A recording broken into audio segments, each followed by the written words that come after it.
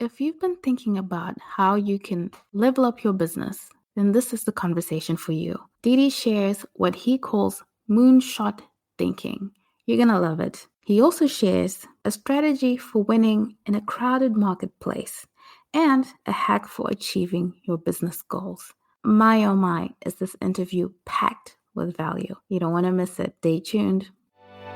Welcome to Reinventing Perspectives, the show that's made for Christian entrepreneurs. We're going to talk about everything from faith to business principles to family life to profitability to strategy to tactics to self-care. If you need it, we'll talk about it.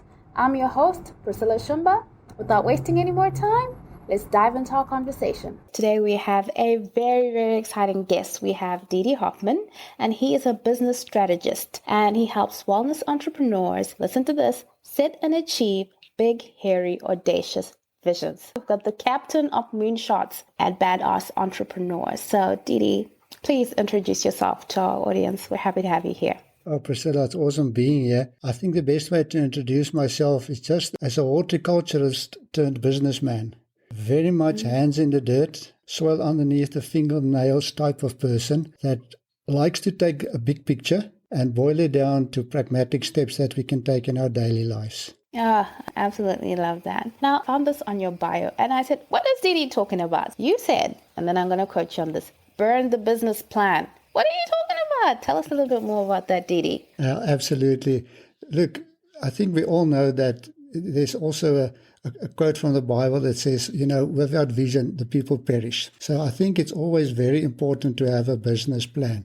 But business plans per se are totally overrated. And I think entrepreneurs either get one of two categories of entrepreneurs. Those without business plans that like to fly by the seat of their pants. And we all know that doesn't work, because even if you fly by the seat of your pants, you have to lock a flight plan beforehand. You have to have the destination in place. The other part of the business plan community is the startup community that go and spend hours, hundreds of hours on a business plan, and then they end up filing it in a drawer. So our approach is just burn the damn business plan. Get done with it, and rather do it in small, intensive little sprints. And we can actually divide that up into, if you want to, 9 different business planning steps. And each one of those you can do once you get the hang of it, you can do them in 30 minutes. So it's very easy. So rather burn the business plan, start with your vision, and then break it down into easy steps that you can do on a daily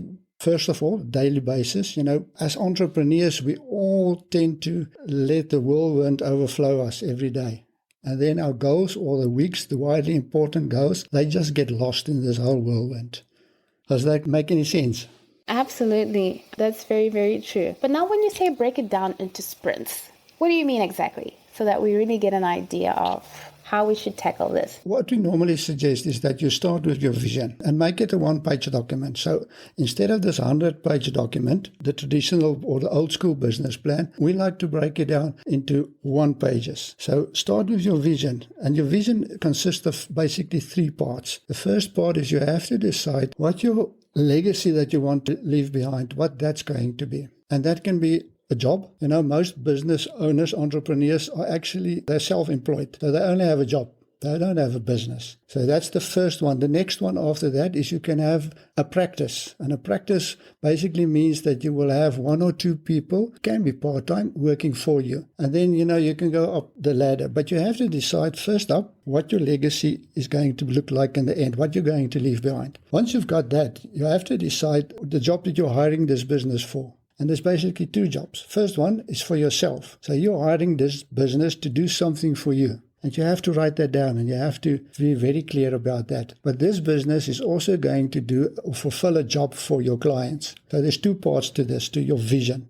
And you have to be clear about those. So what I like to do is take a normal A4 sheet of paper, divide it in half, write my legacy on the top. On the left-hand side is what I want the business to do for myself. On the right-hand side is what I want this business to mean and do for my clients. And you will see there's a lot of correlations there. There's a lot of things that's going to be exactly the same. And that's super. But once you've done that, you've got 1 sheet of paper that is going to drive everything that's going to come afterwards. The next step, once we have that little sheet of paper, is to just go through a quick our main idea, just make sure that that is commercially viable. And again, there's basically 5 steps. So the first one is you need to define this problem that you're going to fix. You need to find out if there's a market. But all those, again, 5 questions, and we can boil them down to 1 sheet of paper.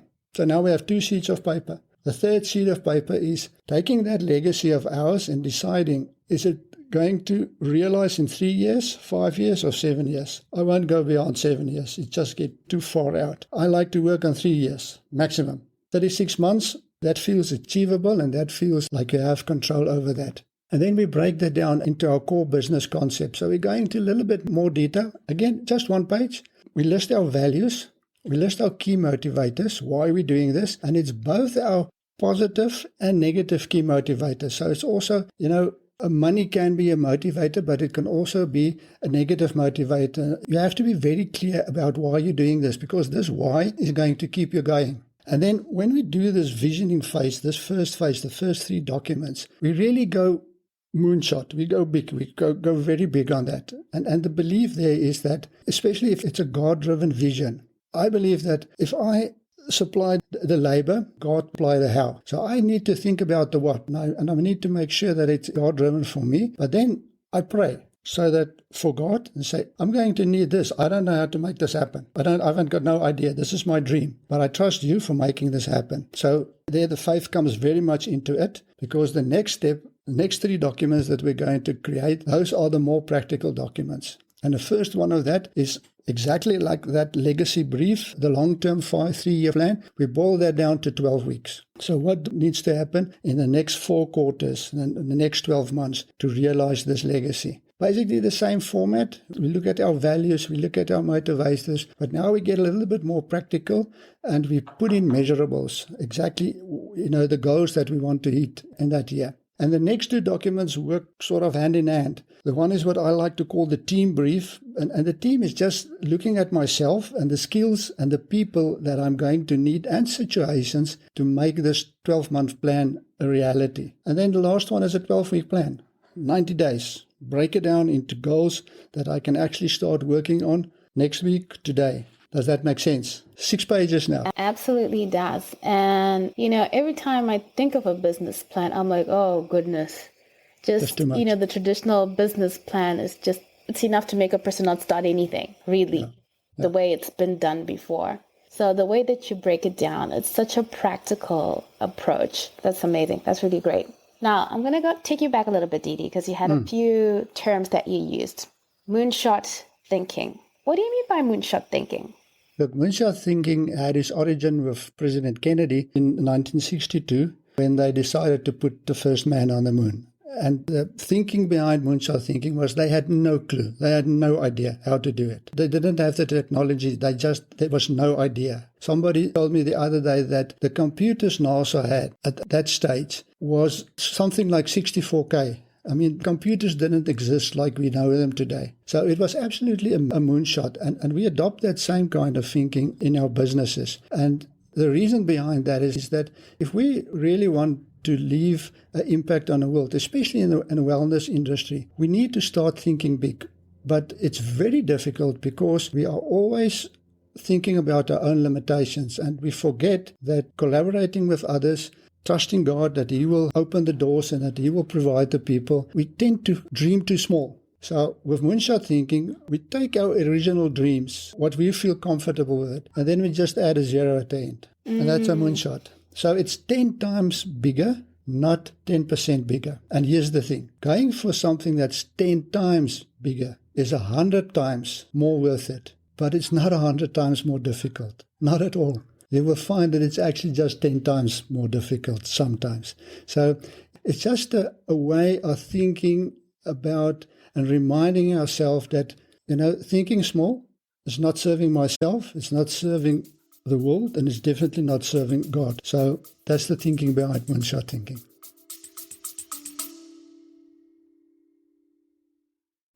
Hey, small business family, quick pause here. If you've been listening and thinking, I need help getting clear on my message and how to actually market this amazing thing I've created, I've made something just for you. It's called the Clarity Intensive, and it's 2 focused sessions one-on-one, where we untangle your ideas, map out your next best move, and build a foundation for real business momentum. If you're done thinking what's the right thing to do and you're ready for a customized strategy that fits you, this is for you.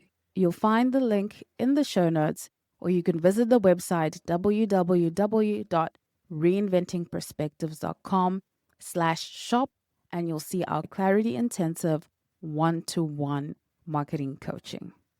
Let's get back to the show. Oh, I love it.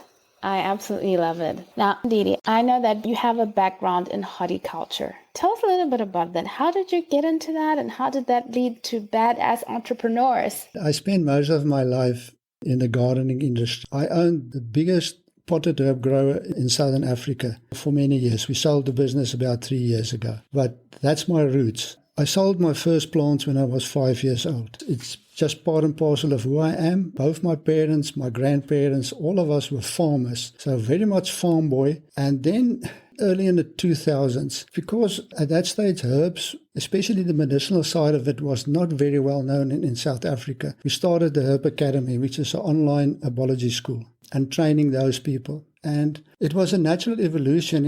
First we tooled them with the Western medicinal skills. In Southern Africa, our indigenous traditional healers, their healing is a calling. They don't decide, or their moms don't tell them, you must pursue this career. For them, it's a calling. It's a spiritual calling first and foremost. Even the Inyangas, the herbalists. And a lot of them want to, if I can use the term, retool. They want to be able to speak with their clients, because everybody is online these days. They want to be able to speak with their clients in Western terms as well. And that's where the Herb Academy came from. But the next logical step was to assist them with business skills, which I had. I've been in business my whole life. I've never worked for anybody else except for myself. So it was a natural progression. And then late last year, I was helping one of the students with setting up a strategy for a business plan. And afterwards, she wrote me an email and told me, "Thank you, Didi, you're a badass." And I was very upset, because at my age, badass is not a good term. I associate it with being a jackass. So I was really upset, and I thought, I spent all this time with the student, and, this is the thanks that I get. But before I answered, I thought, look, my children are millennials. Let me ask them, what does a badass mean? So I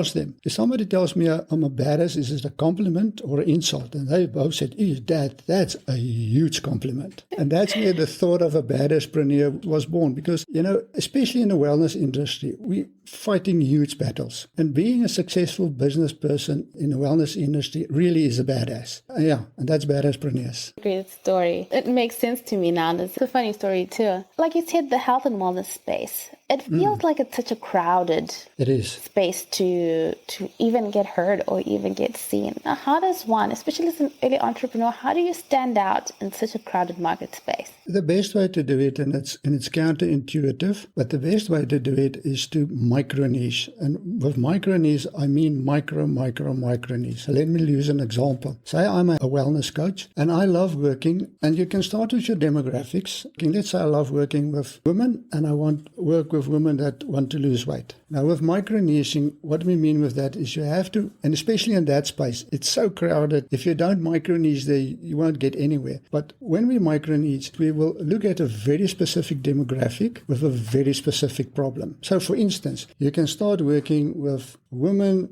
or millennials, if you want to use that term rather. I work with millennials that want to lose weight because they want to get pregnant, as an example. So you have to be very, very, very specific. To give you another example, we have a student in California. She focused on Lyme disease because she had it herself, and she focused on Lyme disease, a tiny, tiny, tiny market. But she's doing exceptionally well because she is known for the coach that help people with Lyme disease. And that's the only way, Priscilla, that you can stand out in the wellness space, is you have to be very, very, very, very micro niche. I call it the beachhead market. So it's like a bowling alley. You have to select that first pin, the one that stands right up front, and you have to aim for that. And once you hit that, with a very much a micro niche, you will see that you knock over the other pins. Because other people that want to lose weight will come to you and say, listen, I know you're very successful with that. I know you may not work with my problem, but please, can you help me? And then it just snowballs from there.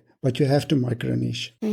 Makes sense. I think that strategy sounds like an industry that is really very, very tough. Didi, I know you said you have a hack to achieve the most important business goals that one has. The hack is we all have what I like to call the whirlwind. And the whirlwind is just the list of daily activities. You know, when you get, even if you're a sole proprietor, when you get into your business, you've got all these little things that you have to do, all the fires that you have to extinguish. And that's the whirlwind. And it's like a whirlwind. It sweeps you up. And at the end of the day, it puts you down somewhere and you don't know how you got there. It's just and you're gone. So the hack is that within that whirlwind, you have to create a week. And a week stands for a wildly important goal. And a wildly important goal, you can't have more than 3. No ways you can't. But preferably, you only need to have 1. So what we do is when we help somebody with setting up their business or improving their business, we look at what they need to do the most. And basically, there will always be just 3 things. You either need to create more revenue, or you need to create more profit, or you need to create growth. So we can look at that and decide, which one of those 3 it are. But then we focus exclusively on that. I don't know, I think it was Robert Kiyosaki or somebody that said that focus stands for an acronym of focus one course until successful. And that's your week. And that week can actually withstand the whirlwind. But the moment you have all these goals that you want to achieve, I have to be on Facebook, I have to do this and I have to do that, and I'm going to go this avenue and I'm going to, do this course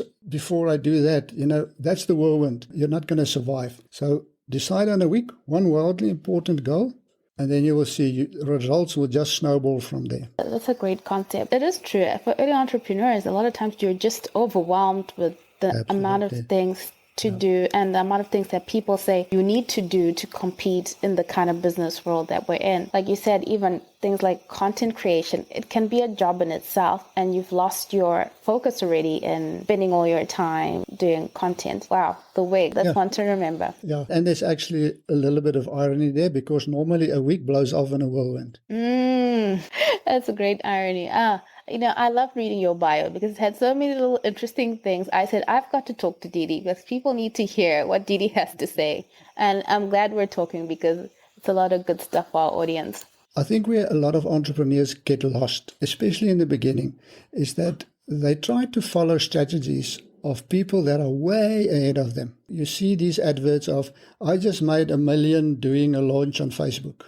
And then you think, this is the one for me. But what you forget is that entrepreneur's business is 3 or 4 stages ahead of yours. And because of that, it's never, ever going to work for you. So you have to start with very simple systems. And once you've got those systems in place, then you progress. What are the best systems to implement in your business as a startup, as an early entrepreneur? Okay. You have 3 systems that any business must have in place. And the first is the profit drivers. What we like to do is to classify systems not solely in terms of marketing, sales, management, admin. We rather classify them in terms of the activities that we do on a daily basis. Like I said, I'm a dirt under the fingernails guy. I want something that's practical. And therefore, it's easier for me to think in terms of just 3 things, because those are the 3 main things that I have to do in my business. The first of all is I need to increase profits. So I need to work on things that drive my profits. The next that I need to work on, because if I don't work on that, I don't have a business, and that is revenue. And that's actually the definition of going from a startup to being a sole proprietor, is you need to have a little bit of consistent sales. So if you don't have sales, you don't have a business, you're still a startup. And then once we have those 2 systems in place, our profit systems and our revenue systems, the other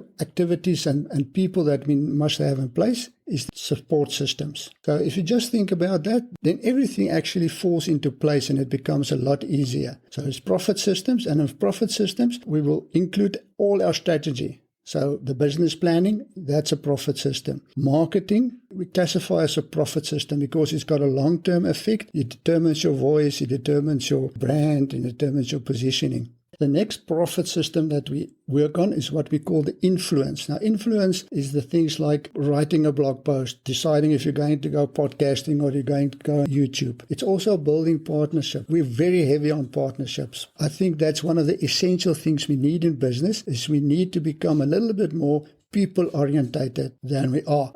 We're too much on social media. We need to get more on the phone and direct contact with people. On the revenue systems, And that's where normally everybody starts, because they start with sales. So that's the lead conversion system. But lead conversion is actually in the middle of two other systems. The first system that you need to work on is your client fulfillment system. In other words, your delivery system.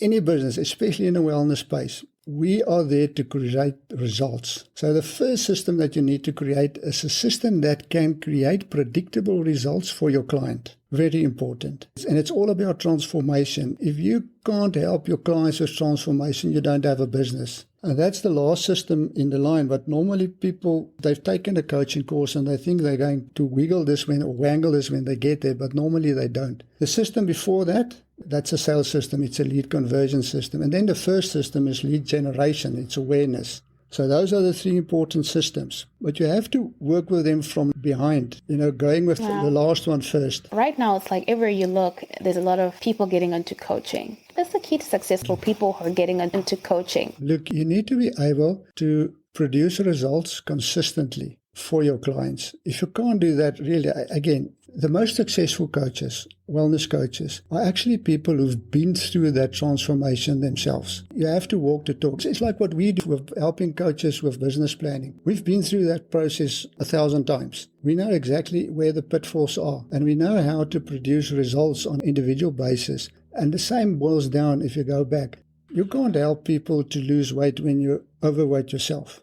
That's not transformation. You have to be able to walk the talk. You can't be a fitness coach if you're unfit. You can't be an accountability coach or a performance coach if you don't perform yourself. So that results, Priscilla, is critical. You have to be able to produce it consistently. And thanks for that. I think that's really going to help a lot of our early entrepreneurs, because a lot of people are getting into this space. And I think that's one crucial thing that they really need to think about. You said there's a blueprint for a world-class company of one. And I thought to myself, okay, I love it. Tell us just a little bit about that, Didi. We've covered a lot of what goes into that, but there is such a big market for people to just be themselves. And that blueprint for being a company of one is somebody that puts themselves out there, helping other people, leaving an impact on the world, and then using basically those three business systems, your profit drivers, your revenue drivers, and your support systems. But in that world-class company of one, that support systems are actually where everything happens, because we all read, and there's many books and many podcasts and even books about solopreneurs. Now, I don't believe in a thing like a solopreneur. You can't be an entrepreneur and be on your own. That's not what we do. Entrepreneurs are people that are putting themselves out there to help other people, and they accept help from other people as well. One of the first questions I ask somebody that comes to us for mentoring or coaching, and they want to be a coach themselves, is how many times have you taken your own medicine? How many times have you asked to be coached by somebody else? You can't be a coach if you've never been coached yourself before. So you have to, again, walk the talk. And being a world-class company of one is actually a lot easier today than it was before. There are sites on the internet where you can actually, micro-mentor is one, where you will find people that pro bono will mentor you without it costing you a cent. There are sites like clarity.fm. There are so many people out there that can help you. But then again, world-class company of one, I believe you need to have a God-given and a God-driven vision, because that's our mission on earth. If we don't do that, I don't think we can be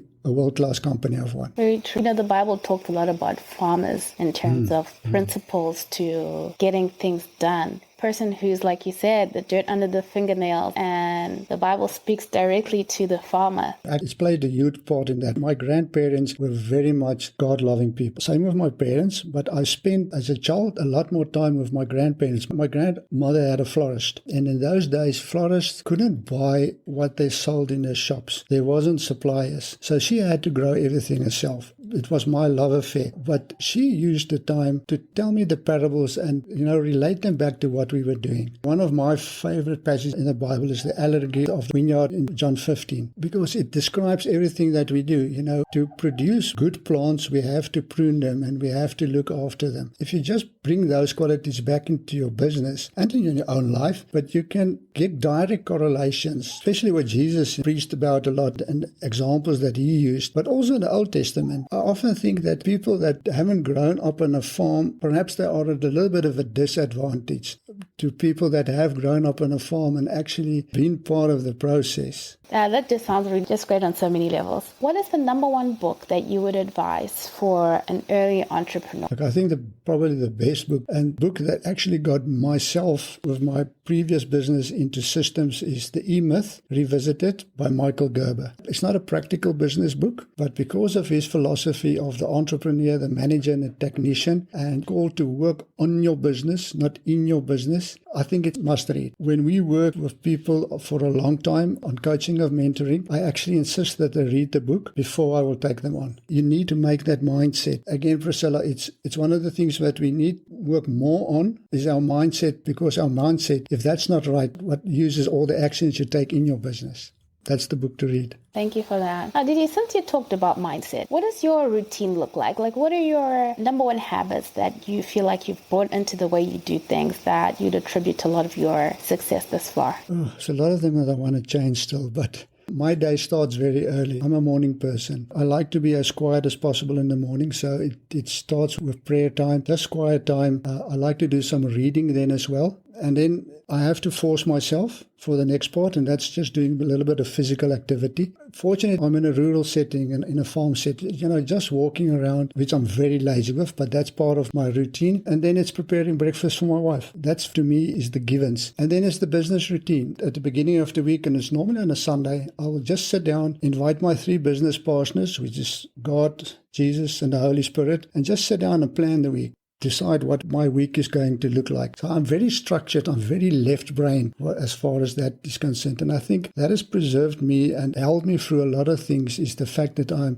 think I can be quite right-brained. I can be quite creative, but I'm totally left-brained. I need to be organized. I need to be in control. Basically, that's my routine. Thank you for sharing your routine with us. This has been a fantastic interview. My last question, which I always ask, is what has faith meant to you on this journey so far, Didi? Oh, I think you've heard me so far. It's everything. Especially at my age, I'm very fortunate. In January this year, I joined the 60-60s Club. When you get at the end of a phase in your life, and I know I've still got many years with God's permission, I've still got many years, but faith becomes everything because it's what grounds you. And it also means that you are more open and more willing to receive all His miracles and all His grace. Because I think a lot of times, because we're not open and receptive to that, we don't see it, but it's all around us. So yeah, Priscilla, for me, is the foundation. It's the foundation of my business, foundation of my marriage. It's the foundation of everything. Thank you. We totally got a sense of that throughout this interview, that you really shared with us a lot of business principles and a lot of faith principles. So we're really grateful for that, Didi. Now to our audience,